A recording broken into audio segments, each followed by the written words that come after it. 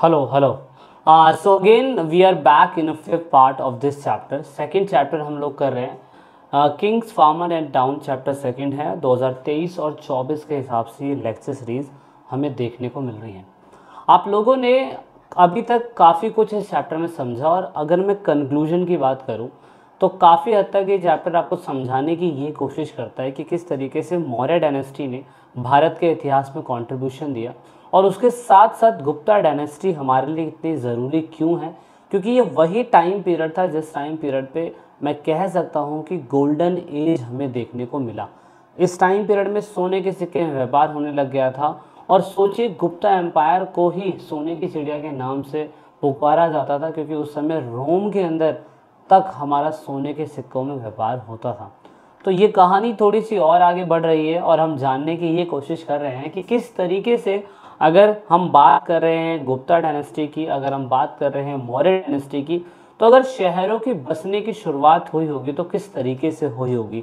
जैसे एनसीईआरटी की क्लास 11 की हिस्ट्री में एक चैप्टर है मेसोपोटामिया। मेसोपोटामिया में कुछ शहरों का नाम उर, मरी और उरुक शहर थे और ऐसा कहा जाता है कि उस टाइम पीरियड पे शहरों के बसने के 3 ही कारण होते थे।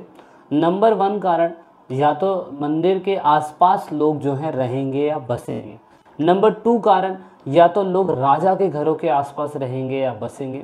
नंबर 3 कारण, लोग वहीं बसेंगे जहाँ पे सबसे ज़्यादा व्यापार केंद्र हमें देखने को मिलेगा। लेकिन अगर हम लोग, ये था 0 से 3000 साल पीछे, लेकिन हम लोग अगर 0 से 600 साल पीछे जाते हैं तो उस टाइम पीरियड पे भी शहरों के बसने का परिवर्तन भारत में कुछ अलग आया था। हमें ये जानना है कि शहर बसे वो किस हिसाब से बसे। नंबर 1 रीज़न अगर हम देखें तो अर्बन सेंटर भारत के अलग अलग हिस्सों में 6th सेंचुरी BC के टाइम पीरियड में हमें देखने को मिले थे। नंबर 1 पाटलिपुत्र। पाटलिपुत्र क्यों बसा और सबसे ज़्यादा पावरफुल क्यों बना? क्योंकि वहाँ पे गंगा और उसकी जो ट्रिब्यूटरीज है वो बहुत बड़ी मात्रा में है, जिसकी वजह से वहाँ पे खेती बहुत अच्छी हो सकती है। वहाँ पे एग्रीकल्चर के साथ साथ बहुत अच्छे बायोडाइवर्सिटी जीव जंतु देखने को मिलते हैं और पानी के थ्रू नावों के साथ व्यापार करना बहुत आसान और बहुत सस्ता होता था, इसीलिए वहाँ पे लोग बसे होंगे। उज्जैनी एक लैंड रूट था जो मगध से डायरेक्टली कनेक्ट होता था। अवंती उसका मेन स्टेट था और उज्जैन आप कह सकते हैं कि उस ज़मीन से एक ऐसा मिडल प्लेस था जो नॉर्थ की साइड में और साउथ की साइड में सब जगह कनेक्ट बहुत आसानी से होता होगा। तीसरा कारण फुआर है। फुआर कॉस्ट के पास एस्टैब्लिश था और इसीलिए कारण बोला जाता है कि अगर कोई नाव अगर बाहर से व्यापार बिजनेस करके आ रही है तो वो नाव जो थी वो यहीं पे आके रुकती होगी। इसलिए मथुरा एक कल्चर, बिजनेस और पॉलिटिकल एक्टिविटी वाला एक केंद्र बना, जिसकी वजह से मथुरा शहर भी जो था वो पूरी तरीके से डेवलप होना चालू हो गया। तो ऐसे और भी स्टेट होंगे, जैसे पाटलिपुत्र के साथ साथ तक्षशिला में बहुत सारे एजुकेशनल टाउन्स थे। ये प्रेजेंट टाइम पे अपने ज्योग्राफी में पढ़ा होगा कि गैरिसन टाउन क्यों है, या क्या कहते हैं कैंपेनिंग टाउन क्यों है, या टूरिज्म प्लेसेस कौन कौन से स्टेट्स हैं। वो एक रीज़न है, इतिहास में एक रीज़न है, इसमें भी एक रीज़न पाया जाता है। अब अर्बन में क्योंकि पॉपुलेशन है तो of course different type of people रहते होंगे वहाँ पे। ये ज़रूर याद रखना कि उसमें से जिन्हें हम श्रेणी वर्ग बोलते हैं, जिन्हें हम गिल्ड्स बोलते हैं, वो है आर्टिशंस और ट्रेडर्स। ये रेगुलर प्रोडक्शन करते हैं, मार्केट के अंदर डेली बेसिस पे एनालाइज करते हैं कि कौन सा सामान कितना महंगा हो रहा है, उसके रेट क्या होने चाहिए, किस चीज़ को कैसे व्यापार करना चाहिए, किसको कितने रेट पे बेचना चाहिए, व्यापार के सही नियम और सही प्रणाली, सही सिस्टम क्या होना चाहिए, वो ये गिल्ड्स जो कैटेगरी होती है वो यही समझाने की कोशिश करती है। अब यहाँ पे हम कह सकते हैं कि ज़मीनें दान दी जाती थी, इसके बारे में हमने पहले भी स्टडी करी थी कि ज़मीनें दान देते समय इसको पाली भाषा, तमिल भाषा, संस्कृत भाषा में बताया गया था और ऑफकोर्स वुमेन्स को दान नहीं दिया जाता। लेकिन जब भी दान दिया जाता था, याद रखना एक छोटी सबसे इम्पोर्टेंट बात है कि जब भी दान दिया जाता होगा तो उस टाइम पीरियड में आप देखेंगे वोटिव इंस्क्रिप्शन, इसे क्या बोलते हैं, वोटिव इंस्क्रिप्शन, यानी कि उस टाइम पीरियड पे शिलालेखों पे कुछ ना कुछ लिख दिया जाता था। लिखने की वजह से फ़ायदा ये होता था कि उस टाइम पीरियड पे हमें ये देखने को मिलता था कि सबूत के रूप में चीज़ें हमें देखने को मिल रही है। और उसके बाद ट्रेड, जैसे हड़प्पा वासी बाहर के इलाकों से ट्रेड करते थे, ऐसे ही भारत के अंदर भी ट्रेडर्स आया करते थे। जैसे कुछ ट्रेडर्स पैदल यात्री थे, कुछ ट्रेडर बहुत बड़े मर्चेंट व्यापारी टाइप व्यक्ति थे जो उस टाइम पीरियड पे सेठी, सतवाहंस या मत्स्यवान के नाम से भी जाने जाते थे। और उसके बाद बहुत सारे लोग अपने कॉन्वॉय को लेके, अपने बड़े बड़े क्या कहते हैं उनको लेके, कहते हैं गधे खच्चरों को लेके एक प्लेस से दूसरे प्लेस से जाते हैं। तो ये तक हमने देखने की कोशिश करी थी। अब ये लोग क्या करते थे, ये लोग व्यापार करते थे भारत के अंदर।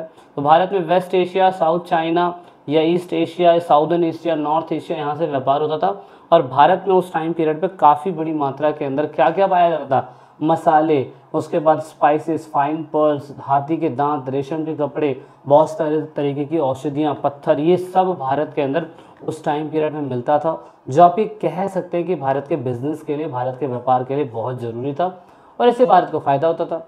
अलग अलग समय पे अलग अलग सिक्कों का इस्तेमाल होते हुए हमने देखा। कुषाणों के टाइम पीरियड पे सोने के सिक्के, यवेदर डायनेस्टी के टाइम पीरियड पे तांबे के सिक्के, और उसके बाद जो क्या कहते हैं इंडो ग्रीक के लोग थे उन्होंने सिक्कों का इस्तेमाल करा, पर साथ साथ में यहाँ लिखना चालू करा। तो इसमें डिफ्रेंसिएशन हमने देखने की कोशिश करी। सातवाहनों के टाइम पीरियड पे कांच के सिक्कों का इस्तेमाल भी हुआ था। और यहाँ पे मैं गुप्ता डायनेस्टी की बात करूँ तो सोने के सिक्कों में सुविधाएं देखने को मिली।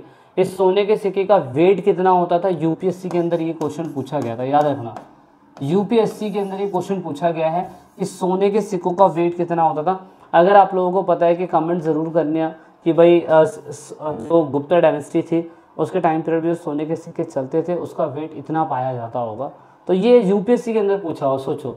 तो इसीलिए मैं कह सकता हूँ कि अगर सोने के सिक्कों का इस्तेमाल धीरे धीरे बंद हो गया होगा, कॉपर के सिक्कों का धीरे धीरे इस्तेमाल बंद हो गया होगा, तो कारण बस ये बोला जाता है कि इकोनॉमिक क्राइसिस आया होगा या बाहर के लोगों का बिजनेस भारत से ख़त्म होना चालू हो गया होगा। लॉन्ग डिस्टेंस का जो ट्रेड होता था उसकी वजह से भारत ने समझा कि यार हमें एक प्रीशियस मेटल का इस्तेमाल क्यों कर रहे हैं हम लोग, ये तो बहुत इंपॉर्टेंट है, तो इसे बंद कर दिया गया होगा। इसलिए ऐसा कहा जाता है कि इन सिक्कों का इस्तेमाल फिर कम होना चालू हो गया होगा। अब क्योंकि चाहे गुप्ता डायनेस्टी आई हो, चाहे मौर्य डायनेस्टी आई हो, चाहे कंवन डायनेस्टी आई हो, या कोई भी डायनेस्टी आई हो भारत के अंदर, तो उसको पढ़ने वाला व्यक्ति सबसे पहला व्यक्ति था जेम्स प्रिंसेप। ये पहला व्यक्ति था जिसने ब्राह्मणी और खरोष्ठी लिपि को पढ़ने की शुरुआत करी। 1838 में अशोक के द्वारा यूज़ की गई ब्राह्मणी लिपि और कुषाण डायनेस्टी के द्वारा यूज़ की गई खरोष्ठी लिपि, दोनों लिपियों को पढ़ के जेम्स प्रिंसेप ने बताया। और हम बहुत ही इनके क्या कहते हैं, बहुत ही इनके वो हैं क्या कहते हैं, मतलब थैंकफुल हैं कि इन्होंने ये ब्राह्मणी और खरोष्ठी लिपि को पढ़ा। 1838 में पहला बंदा जेम्स प्रिंसेप हुआ जिसने पढ़ के बताया कि ब्राह्मणी लिपि में क्या क्या लिखा हुआ है। ये डेसिफाइड कर दी गई थी। और यहाँ पे मैं कह सकता हूँ European scholar compare the letter for both script, the symbol A could be found both script for the writing name such as Apollodotus. मतलब दोनों भाषाओं में, ब्राह्मणी और खरोष्ठी लिपि में, दोनों भाषाओं में ए जो है ए वो एक ही जैसा हमें देखने को मिला, क्योंकि ए नाम से उनके देवता अपोलोडोटस का नाम है इसीलिए। लेकिन ब्राह्मणी और खरोष्ठी लिपि के अंदर हमें अंतर देखने को मिल गया था। That is why James Prinsep ने ये पता लगाया कि देवनागरी से ज़्यादा पुरानी ब्राह्मणी लिपि है।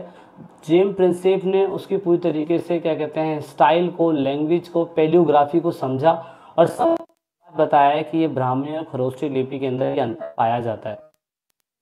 एवं प्रियम जो है वो लिपि में पाया गया था, जो अशोक अपने आप को बोला करता था, जिसे हम देवताओं का प्रिय कहते हैं। प्रियदर्शी भी था। देवम प्रियम का मतलब होता है देखने में प्रिय, और प्रियदर्शी होता है, मतलब प्रियदर्शी का मतलब होता है देखने में प्रिय, और देवम प्रियम का मतलब होता है देवताओं का प्रिय। और ये अशोक अपने आप के लिए टाइटल में इस्तेमाल किया करता था, जो हमें अशोक के ही इंस्क्रिप्शन से देखने को मिला था। तो ये थोड़ा सा एक अलग से यूनिक स्टाइल पे लिखने वाली कला जो ब्राह्मणी लिपि इनके लिए ज़रूरी थी। अब इतिहासकर्ता को इतिहास ढूंढना कितना मुश्किल होता होगा, आप ये खुद सोचो।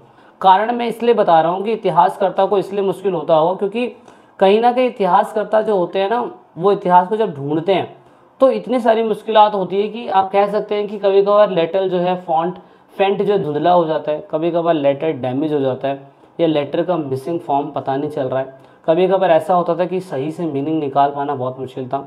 और कभी कभार हम कह सकते हैं कि जो भी इंस्क्रिप्शन हमें मिल रहे हैं वो पूरी तरीके से हमें उसके इकोनॉमिक, पॉलिटिकल बैकग्राउंड या उसमें सिचुएशन क्या होती होगी उसको हम पता नहीं लगा पाते थे। लेकिन इतिहासकर्ता सोचो कितने ज़्यादा दिमागदार होते होंगे कि वो हर चीज़ को पता लगा के आपके सामने इतिहास को पेश कर देते हैं। और आपको बस याद करना होता है सिर्फ याद, इस टाइम पीरियड पे ये हुआ, इसको ये कहा गया, ये ऐसे हुआ, वो ऐसे हुआ, बस। लेकिन इतिहासकर्ताओं का काम कितना कठिन होता होगा वो आप सोच सकते हैं। So this side from Vijay here, E Pathshala channel पे आप इस सेकंड चैप्टर देख रहे थे। We have finish this chapter. Video अच्छी लगी तो लाइक शेयर सब्सक्राइब जरूर करिएगा। एंड हमारा थोड़ा बहुत भी काम आपको पसंद आ रहा था, हमारी myepathshala.com वेबसाइट है, वहाँ जाके विजिट करिए, क्वेश्चन आंसर्स डाउनलोड करिए। मिलते हैं नेक्स्ट क्लास में, जब तक के लिए जय हिंद, जय भारत, वंदे मातरम।